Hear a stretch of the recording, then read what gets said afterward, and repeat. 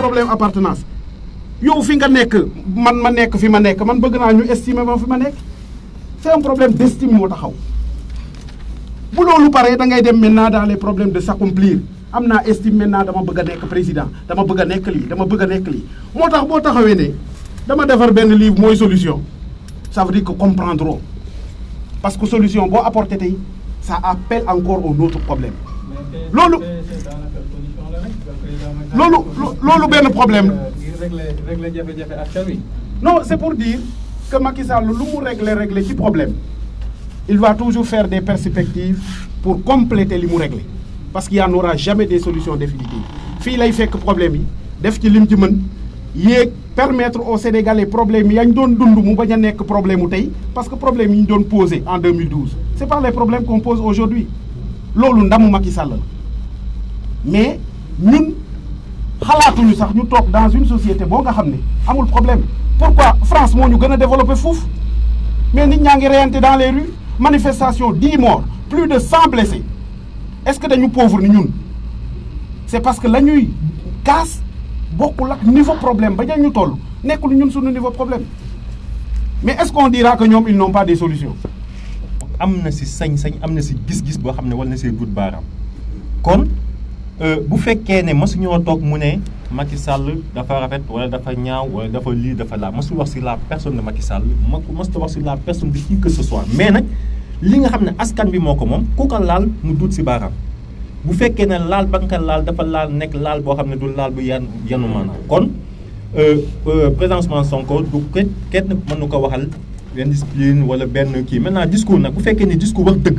moo tax ñu ne da nga insolent je pense que il sera toujours insolent parce que discours wax dëgg la te dëgg nag du romb nopp bu fa rombee dafay tàbbi si biir nopp donc loolu sénégalais yi yëpp xam nañ ne kii nitu dëgg la moo tax tey jii askan bi jóg fekki ko ngir jàppale ko ànd ak moom si politique bi nga xam ne moom lay jox parce que moom lay te leneen si amit mooy muy ni leneen lu bees si seen politique xam nga bu ñu wax sànq naan vision solution ok c'est une vision gis nga dans tous les pays sérieux président wala candidat da ngay bind wax ne man lii mooy suma gis-gis nag monsieur Diouf solution c'est par rapport à des diagnostics ça dafa am lu mu diagnostic am na lu mu saytu xool ko càmbar ko xool ne actuellement jamono yi nekk lii ñooy jafe-jafe askanu Sénégal si par rapport ak jafe-jafe yi indi solution wax na jafe-jafe yooyu ñooy nekk jafe-jafe illaa yow mi dinde waxul ne solution yi ñoo donc solution illaa yow parce que contexte bu nekk jafe-jafe yoo nekk dafa wax lan mooy solution mais jamono yi ñu toll nii si xarna bi ñu toll nii li nga xam ne mooy jafe-jafe Sénégal moom la gëstu saytu ko wax ne nag man lii mooy si sama solution loolu mooy li si nekk mais waxul solution boo xam day doon loolu yàlla rek ko man amul benn doomu adam bu ne man sama xam-xam day wéy saa su nekk même les centres na naan dans les conditions normales de température et de pression boo fi defee telle expérience mu joxe tel résultat si conditions yi dégagé yoo mënoo am résultat yi donc loolu ñam jàppee les solution mooy loolu solution nag moo tax mu def CS c'est par rapport à plusieurs choses yoo xam da ko diagnostiqué wax ne lii ñooy jafe-jafe mu indi solution léegi li ma wax sànq aussi il faut que ñu lépp ñu tekk si contexte am gis nga soo jëlee lu mel ne ay DB bi ngay wax xam nga wax ne sànq avenant yi Ablaye Wade mais waxu avenant yi Macky Sall def Macky Sall avant muy pare dafa def ay avenant disons aussi loolu il faut que ñu reconnaître ko en tant que parce que les gens ñu ngi suivre l'actualité ñu ngi xam man j'ai assisté dama koy déglu le ministre seen ministre bi la dame là def na ay avenant parce que ñoom dem na ba benn instant mën woon kon il fallait que ñu ay avenant pour mën a terminer li nga xam ne mooy AIBD mais moom vraiment pour rafetal discours Macky Sall pour rafetal jëf nee na avenant yi Ablaye Wade et cetera te gis nga man c'est vrai je ne suis pas actuellement payé mais dafa am loo xam ne aussi il faut ñu wax ko gis nga en 2012 li 2012 du 2013 du 2014 du 2015 du 2016 2018 2012 contexte mondial dafa matoo dafa defoon la nga xam ne jamono bu fa Macky Sall nekkoon réew mi day suux dama naan jamono bu fi Macky Sall yoon réew mi ñun ñëpp xool ñu lekk xeer parce que contexte boobu baril pétrole fan la toll woon nañ ko xool mu ngi woon à $150 jamono yooyu au moment boobu nga xam ne dans tous les pays yi nga xam ne dañ daan bay ceeb dafa amoon inondation donc contexte boobu moo favorable woon si gouvernement Abdoulaye Wade moo tax heureusement que moom il a eu l'intelligence même d'augmenter n'est-ce pas nu mu tudd les revenus des Sénégalais pour au moins ñu mën a faire face à certains problèmes kon loolu il faut que ñu xam ko au moment Macky Sall bi muy jël baril pétrole dafa jaaj ba $20 di dem 30 ba actuellement ñu ngi si wax ay presque 30 $50 kenn xamul te pourtant ba baril pétrole wàccee Macky Sall laalul sax lii nga xam ne moom mooy pétrole bi. nga xam nga pratique bi sama wax dafa ne taux dañ koy évaluer par rapport à l'indice de développement ça développement humain mooy lan nit ñi tant que yëguñu ko si solin tant que yëguñu ko si lekkin tant que yëguñu ko si seen dundin yow waxaguloo taux de croissance. te au Sénégal même si on parle de taux de croissance de 7%, c'est bon ñu yóbbu ko ba 10%, c'est un taux de croissance extraverti. C'est quoi? C'est-à-dire c'est un taux de croissance boo xam lépp luy bénéfice dafay génn dem bitim réew. Parce que lan le secteur tertiaire moom moo drainé suñu taux de croissance moom moo drainé suñu économie par quoi? Par les banques et toutes les banques au Sénégal ñoo ñoo ko dirigé. Ce sont les Français, ce sont les gens de l'extérieur. ñoom ñoo koy moo te lépp lu si am day dem du des si réew mi presque réew mu ñu ko tey c'est un taux de croissance conjoncturel, ce n'est pas structurel. tey jii bu baril pétrole yokkoon yàlla xam ne ngeen xam ne lii c'est conjoncturel li ñuy wax ay yëpp ay dañuy waaw mais non dama lay wax ne ça de fa mu toll woon si jamono Abdoulaye Wade bés bu ñu fa toll woon tey jii ñu yëyi xeer lu leer laa leen di wax parce que attanu ko parce que amul xam-xamu nan la koy sous-tendre xam nga quand il parle aujourd'hui soo ñëwee si nu mu tudd li nga xam ne mooy emploi pour l'emploi des jeunes gis nga l'état du joxe emploi état du joxe emploi état bu ko def da ngay échouer et là comme ni ko monsieur Sall waxee sànq xool dégg na fi 500 000 emplois bi mu ñëw wala na wax ne 500 000 def naa au moins 400 000 wala nangam 1000 wala nangam du ko mën a wax parce que amul kii bi nu mu tudd deful gëstu bi ba xam au moins ñaata emploi tey la ma mën a jox ne ma def na tant d'emploi. waaw merci beaucoup Aliou comme ni nga ko waxee rek audition spéciale dañuy laal fànn yu bëri ci wàllu économie ak wàllu sport tam gis nañ que ni sànq ba léegi ñu ngi accentué ci li nga xamante ne moom mooy discours bu président Macky Sall mais loolu rek du débat bi ki nga xamante ne moom mooy Pape Amane Mbodj mu ngi fi teewul fi ODCAV nekk président bi tam ki nga xamante ne tam moom mooy Dame Ndiaye bu INACO ay yeesal tam mu ngi fi jóge ba Dakar ñuy rafetlu bu baax li nga xamante ne moom mooy teewaayam mais ñoom ñaar lañ bëggoon a secteur rek li nga xamante ne moom mooy waxtaan bi Pape Mbodj ci yow la ñuy njëkkee rek li nga xamante ne moom mooy wàllu sport bi nga xamante ne mooy sa domaine ci bilan bu yaatu rek sport gis nañ que ni fànn yi bëri na li nga xamante ne xew na ci bëri na drame bu Demba Diop tam du ci at bi ñu nekk la bokk mais li nga xamante ne moom mooy suite yi topp nañu ba ci at bi gis nañ que ni après problème yi mu ngi wéy ba léegi mu mel ni que ni drame bi dafa bees ba léegi buñ jógee ci loolu tam gis nañ ODCAV mu ngi taxaw renouveau tam taxaw ba tax na ba terme yi dafa daal di fës ñuy wax ODCAV renouveau ak authentique club yi équipe yu bëri dem bokk renouveau ñeneen ñi dem bokk authentique ba des fois sax da ngay gis yenn match yi ñuy daje ci li nga xamante ne moom mooy stade bi préfet bu génnee joxe arrêté ne nii nañ am autorisation jouer fii Fallou Sylla tamit taxaw que ni moom moo jiite dëkk bi moom tam war na mën a taxaw joxe décision mu nekk ay problème yu bëri yoo xamante ne ci wàllu sport bi fësoon na ci at bi bu dëgg dee dëgg rek dañ leen gëj a dégg tam yéen ñaar nu ma ko mën a waxee sax yéen ñaari secte yi ngeen gëj a yëngal léegi est-ce que mën nañ xam problème bi nu mu continuer.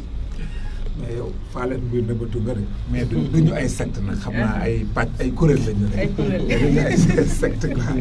waaw maa ngi rafetlu débat bi li ma ci dégg yëpp vraiment lu dal xel la. aussi bien côté pouvoir bi man nag dama fi ñëwul politique moo tax bëgguma dugg ci question politique xam nga mais dégg naa fi loo xam ne lu dal xel la vraiment li pouvoir bi wax kenn mënul wax ne président Macky Sall amul ambition wala amul vision wala amul amour pour la patrie kenn mënul waxe tamit kenn def fi dara man dama ci jël benn exemple dama naan Diamniadio kenn mënuma gëmloo ne lii fi nekk mënul impacter développement Sénégal mais développement nag dafa bari nuñ koy xalaatee nuñ koy gisee mën nga leb endettement pour financer sa développement mën nga jéem a def comme Ghanéen bi temps yi nu mu def sans le FMI mu jéem a concevoir mais école d'économie ñoom ñëpp d'accord ñu ci benn gis-gis ci benn yoon rek la ñu war a mën a jaar mais man tamit dama gëm leen mooy dama jàpp ne ci benn mandat nit mënu ci def loo xam ne nit ñi mën nañ ko mesurer damay jàpp ne minimum di nga am ñaari mandat pour nit ñi mën a xayma mooy comme li Baro doon wax sànq Abdoulaye Wade man ñu ko doon combattre franchement ci laa ko dama bokk ci les 20 premiers manifestants yu taxawal place Soweto dama wax Baro mën na ci seet maa ngi rappelé benn anecdote Pape Ndaw di ma wax ne am na benn jour ñoom ñuy ñibbisi dañu jàppoon ne bala ñu egg si Thiaroye sax di téye leen parce que dama taxawoon ak ñoom presque ay télévision du monde entier may wax loo xam ne ay bomb la woon mais dama ne woon opposant de conscience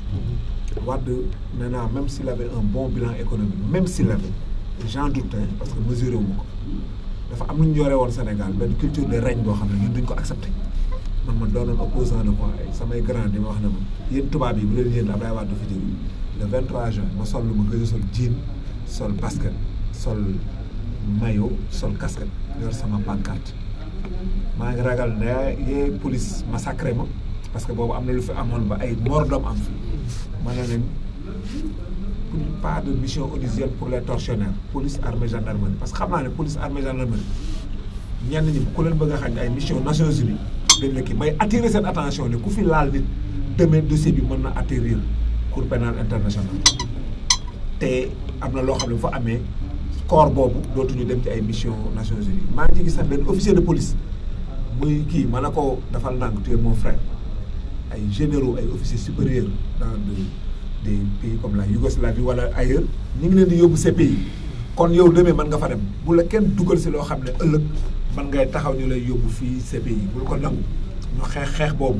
mais loolu def ma ko ndax parti dama ko def parce que dama newoon opposant de conscience gis benn culture de règne bu newoon Sénégal ak doxalin boo xam ne man mënu ma toog di ko seetaan président Macky Sall nag dama koy naw si benn côté mooy bu ñu ko dàqee parti di ko sonal ci biir institution état daf ko accepté démissionné dem toog ñafeeli boppam ba am dèjà kooku gëm na boppam xeex na ba am ñi fi nekk tamit opposition kenn mënul gëm ne ñoom bëgguñu Sénégal man am na ci ay leaders yoo xamante ne am na ci lu ñuy wax loo xamante ne boo wéetoon ak président Macky Sall tey wax ko day xam ne lii dëgg la xam nga ñun vraiment am nañu liberté boo xamante ne même suñu nekkee ak président Macky Sall wala keneen ku mënti doon li ñu la bëgg a wax dañ la koy wax li ñu d'accord dinañ leen lii baax na lii d'accorduñ ci doxalin bi te man su ma wéetoon ak moom peut-être lu ma d'accord la moom dinaa ko ne lii d'accorduma ci góob ma ne lii moo gëm Sénégal parce que dama jàpp ne bilan économique mooy fal man loolu laa gëm peut-être boo jëlee exemple en Europe José Maria Aznar Europe Afrique mais am na am nay éléments de comparaison yu mën a bokk Aznar bi ñu koy daaneel en Espagne il avait un bon bilan économique mais dafa waxoon lu dëgg ci attentat Ochoa ci gaaru Madrid jiñ ko OTA te fekk nekkul OTA moo defoon attentat bi parce que Espagne dafa envoyé ay soldats en Afghanistan loolu la ko espagnol yi mere waxul dëgg ñu daaneel ko boo demee feneen ak feneen bari na ñoo xam ne dañu am ay bon bilan économique mais dañu ñëw dem élection ñu gagné leen xam nga donc c'est pas tellement évident maintenant Sénégal nag man su ma jàppat ci Jacques Attali nga xam ne président Planète Finance ñëpp nangu nañ en tout cas ci français yi gën a am xam-xam ci wàllu développement ci la bokk dafa am ay banque yoo xamante ne daf ko taxawal ne dëkk bu ko nekk yaa ngi ci yoonu développement te bu ñuy natt Sénégal fu mu nekk mi ngi ci yoonu développement mais lépp lu ñu def war nañ ko mën a làbbali parce que croissance nekkul ay chiffres la te indice développement humain bi Dieng ñu ngi koy relever tout à l'heure man indice bi man d'accorduma ci xam nga lan moo tax dañuy jël ci calculu indice boobu dañ ciy jël ay éléments yoo xamante ne en Afrique def ñuy nax parce que da ngay jël benn éleveur mu am 1000 têtes de bœuf jabaram du dem école doomam du dem école jabaram du juddoo du dem visite ci structure sanitaire yi ay doomam du ñu juddoo ci structure sanitaire yi ak ay yeneen affaire mais am na 1000 têtes de bœuf kooku nga bëgg a jël comme pauvre mais kooku du pauvre dafa am mode de vie boo xam ne moom la choisir te loo ko doon may ci àddina moom du ko jël xam nga donc man ci waaw maa ngi ñëw ci wàllu sport bi maa ngi ñëw waaw dëgg la xam nga donc may rafetlu daal de toute façon générale par rapport discours président li ma fi dégg ci coalition gouvernementale bi dégg fi également ci lenn loo xamante ne ñi nga xam ne ci opposition bi lañ nekk wax nañ ko fi loolu day wan ne ñun au moins dans ce pays mën nañu compter ci suñuy am politique pour développer ko yaakaar naa loolu ñu ñëpp mën nañ ko nam maintenant bu ñuy ñëw ci wàllu football c'est vrai que affaire Ouakam Stade de Mbour man fekke naa ko ci témoins yi la dama ne woon en campagne ci fédération ma bàyyi sama campagne j'étais en Casamance ma ñëw ànd ak sama waa ODCAV jox sama soutien Stade de Mbour def sama délégation def samay lakos dem ci stade bi fekkee lan moo fa nekk ak dossier bi naka lañ ko gérer ba mu dem tribunal arbitral du sport ba ñëw ak li ci xew yëpp man dama ne ñun Sénégal dafa rafetul fait divers di animer suñu sport muy sport d'élite bi muy nawetaan bi rafetul suñu der muy man ak keneen a ci yem dama ci gis sama bopp ci fait divers yooyu di animer suñu sport parce que bu ñuy dem coupe du monde bi passé en termes de valeur marchande Sénégal moo nekkoon 11e place mondiale mais ñaata pays africains ñoo fi nekk amuñu woon loolu dafa nekk loo xam ne dañ ko war a sagoo di ko tiitaroo dans les 5 plus grands championnats au monde ay Sénégal nekk fi donc waroon nañu mën a dégg ci leneen lu dul ay faits divers notamment drame bi nga xamante ne am na Demba Diop mais xam nga lan moo métti Sénégal yu mel noonu dafay am du am procès pénal ci joolaa bi am na fi ba léegi nii déggoo ci procès pénal kenn mësu ko gis drame Demba Diop bi ñu ngi tiit du am procès pénal mais je pense que àggaguñu foofu te yaakaar naa ne autorité judiciaire yi nga xamante ne ñoo yoree loolu dinañ ci taxaw parce que y a des coupables te ces coupables là doivent. waaw jërëjëf Aliou daam la ñuy daal di rek attaqué daam gis nañ ko itam wàllu koom-koom économie commerce bi nga xamante ne yéen a ngi ciy nekk bilan tam général de manière avancée gis nañ que ni depuis Auchan implanté wu fii ba léegi Sénégal ba mu ñëwee ba léegi gis nañ que ni yéen da ngeen am ay jafe-jafe ci seen côté ngeen di gis nañ sax ngeen di génn ci at bi yëpp di def ay t-shirt Auchan dégage consommateur yi ñeneen ñu bëri di ko def mu sooxal lu bëri si li nga xamante ne moom mooy seen liggéey ba tax ngeen jugoon sax bay xeex pour Auchan jóge fi mais ci noonu tam gis nañ que ni yeneen commerçant tam jug nañ indi yeneen cause mais yow tey jii Auchan gis nañ que ni implantation bi ci dëkk yi exemple bi ñuy jël bi ñu gën a jege muy Mbour fii indi na ay coppite yombal ci wàllu set bi yenn produits yi may laaj est-ce que yéen bu ngeen defoon comme Auchan ni mu def yenn structure yi parce que am na ay ñu bëri fu ñu ko déggee ay suggestion di def yenn structure yi di installé comme Auchan di yeesalaat seen bérébu liggéeyukaay yi di ko def si béréb yi rafet yoo xamante ne dina attirer clientèle bi wala tamit li nga xamante ne moom mooy implantation Auchan du yàq dara ci li nga xamante ne moom mooy seen liggéey.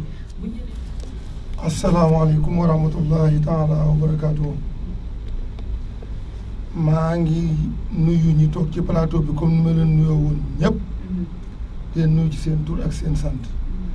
di nuyu ñi nga xam ne ñoo jiite rajo bi Rendo FM ma kontaan ci invitation bi trop bala may présenté wu dinaa xaw a xool lu ma xaw a gis xam naa parité na xaw naa kii ndax benn jigéen laa gis xaw ma nag lu xew mais dafa mel ni kii wax ci biir góor la kii toog góor la kii bay film waaye xam naa après da ngeen ko kii mu parité bi loolu it maa ngi ko bon maa ngi leen di souhaiter ni ñu koy waxee bonne heureuse année ngeen jégal ma jànguma tubaab nag lu ngeen dégg ma wax ko lu tubaab ci mbedd mi laa ko jël mosuma duggee ko maa ngi souhaiter bonne heureuse année comme ni ko ñëpp yi waxee yàlla na yàlla defal atum jàmm defal na at mu neex li ñuy yaakaar ci lu baax yàlla na ko yàlla defal ku ci nekk la nga xalaatoon ci boo feebaree yàlla na la yàlla wéral boo feebaragul yàlla boo feebar économie biir yàlla jëm ci kanam bon léegi bala may jël kàddu gi nag léegi damay présenté sama bopp man maay Dame Ndiaye Signor coordinateur national UNACOIS Yeesal en même temps président section UNACOIS Tilène en même temps nekkaat membre ci bureau exécutif bu UNACOIS Yeesal lii jar a leeral mooy suma président bi ma fi yebal mi ngi tudd président Cheikh Cissé moom Tamba la fekk baax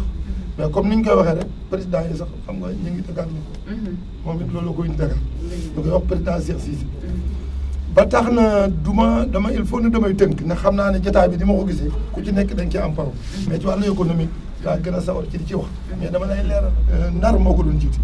mais ñun ñu ngi juddu 1989 Abdou Diouf la fekk 89 nag bi ñuy juddu liñ fi jot a fekk mooy benn ceeb bu ñuy wax dugub bi picc ñu koy tànn ñu ko doon lekk xam nañ ko ñu juddu am na ñu juddu wutoon foofu mais ñu juddoon moom xam nañ li may wax benn ceeb moo nekkoon Sénégal caisse précaution moo ko yore woon Abdou Diouf bi mu defee privatisé 93 ci la lii ñëw UNACOIS 89 boobu juddu woon nag danoo am ndog mi mooy du ndogu mu garaaw sax waaye bi mu demee ba dox bañ xam ne léegi UNACOIS mi ngi dox ba tàmbalee dugal xaalis ci biiram di ubbi ay CIE ñuy wax ay CIE UNACOIS SA ñuy wax ay assurance ñuy wax ay mutuelle épargne de crédit xaalis biy dugg am ci ñu si bokkutoon ñëw dugg ci suñu biir jàng ba yor seen i diplôme dugg ci suñu biir te ñun jàngul te mbir mi léegi ñëpp dugg na ku dikk rek dugg ku jënd carte rek maa dañ ne kiy jaay caaf ba kiy jaay avion ñoo yem ci biir UNACOIS maanaam démocratie dafa am soo déggee ñu lay wax ci UNACOIS naan la apolitique président biñ dajeeg Abdou Diouf bi mu fi jógee Ablaye Wade fi toog Ablaye Wade ànd nañu moom liggéey bi mu fi jógee Macky Sall lañ àndal di liggéey d'accord na ne ñi ngi def ay infrastructure mais dégg naa discours bi mu def déglu naa ko ci oto bi may ñëw mais ñun suñuy doléance ci président bi fi nekk parce que attention de ñun président yëpp lañu ci delloo plateau déglu leen kenn ku ne vision bi nga war ci réew bis bu fi Macky Sall jógee même bu amoon ñaari mandat wala ñeenti mandat sax bu fi jógee ki fi toog dañ ko daan yaa waxoon nanga ñun duñu fàtte loolu mais ñun xam nga lu ñu ñor économique bi dañoo bëgg ñu dimbale xale yi nga xam ne ñooy yor bitig yi mbagg parce que ñooy suñu école noonu ñooy jóge wut taabal jóge ci taabal ji wut magasin jóge ci dem petite moyenne industrie jóge ci dem ci industrie ñuy wax nag président de la république au passage mu dimbale nu li mu bëgg mu dimbale ko mooy lan sama waa ji léegi doon na wax école de formation ñun waxuñu école de formation centre de formation lañ wax def naa ko France man boo jëngul ANIB sax am nga loo jàng olof bi may wax moo gën a riche France tubaab olof bi mën nañ cee développé léegi Sénégal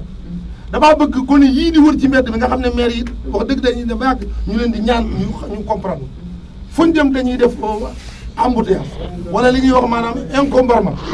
li ko waral mooy foofa suñu école fa la ñuy jàng te mënuñu faa ñàkk jaay te ñun fayuwuñ salaire te jànguñu. xëy na sax tënk naa ko benn bu njëkk bi ci li mu mujjee mbiru suukar bi man d'accord ma ak moom pour man il faut saluer décision bi ñu jël pour benn raison rek parce que gën a simple mooy compagnie sucrière bu dee société bu ñu war a protéger la état bi ak population sénégalaise yëpp ci loolu lañ nekk mais mënul jox suukar Sénégal yëpp bañ na ko ba moom ci boppam li muy béy da ciy yokk di importer suukar pour compléter besoin bi nga xam ne population bi am na ko loolu nag muy dem di compléter di ko importer loolu la ñu état bi décidé te loolu ça a été une décision courageuse le fait que ñu état bi wax ne comme moom li muy joxe doyul ba mu koy jënd bitim réew la muy jënd bitim réew daf ko war a séddoo ak askanam parce que moom mii tey sëñ Ndiaye bu amoon capacité dem jëndi suukar comme compagnie sucrière bañ ko bàyyee moom kese Ndiaye di ci jëriñu keneen di ci jëriñu moo gën que ñu koy bàyyee moom rek complément bi mu koy dem di jëndi loolu la donc c'est pas pour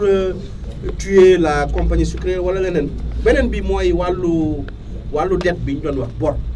boru Sénégal aussi xam nga question économique yi dafa nekk question yu complexe yoo xam ne ku ne mën na ci joxe xalaatam mais c'est des questions techniques ñi spécialisé wu ci économie wala ci dette yëpp li ñu wax mooy réew mënta dox te endetté wu amul benn askan États-Unis Europe foo mën a dem état yi dañuy leb dañuy fay loolu mooy réalité àdduna. wax ñu jox kàddu gi waaw xanaa di santaat bu baax waaw di santaat bu baax si di santaat bu baax si plateau bi rek peut-être si invitation bi lu ma xaw a tënkee parce que casquette bi ñu invité moo taxoon mënu ma wax mais di la wax léegi rek xam nga doon mën nañu ko saluer mais mën nañu ko jàpp beneen anam parce que appel du pays la rek parce que dem ba def discours nga jëm élection di wax di yërëmtalu parce que da nga am loo bëggaat moo tax nga waxee noonu parce que tey jee wax na ko léegi parce que bu ñu duggee tuuti programme moom yoonu yokkute la woon mais bi mu xam ne yokkul dara si la fay ay milliards pour taxawal PSE bi mu xam ne yoonu yokkute yokkul dara si la taxawal ay fay milliards pour taxawal PSE bi tamit gis nañ lam demee tey PSE plan suuxal Sénégal la mais du plan suuxal Sénégal jëbul ñu yóbbuñu fenn. Macky Sall ñun sunu combat mooy mu jóge fi parce que sentiruñu sunu bopp si doxalin la parce que non pas le conseil parce que fii politicien bi nga introsé politicien bi wax ak yow conseil waxul ak yow conseil c'est apolitique donc du musa laal politique mën naa jiite conseil di politique nag mais le conseil est apolitique musuñu toog au niveau du conseil de la jeunesse tudd kii politique bi la ne kii parti bi la ne kii parti bi la ne parce que on sait faire la différence te yàgg nañ daje si activité mosoo xam ni politicien la parce que mosuma la ko wax daje nañ maire yi si kii yu bari mais mosoo ko njortu parce que taxawaay bu ne ak dayoo ba muy laaj yàlla jërëjëf askan wi di ñaan yàlla aussi at mi yàlla may ñu atum naataange que Macky Sall jóge si réew mi lu mu gën a gaaw wasalaam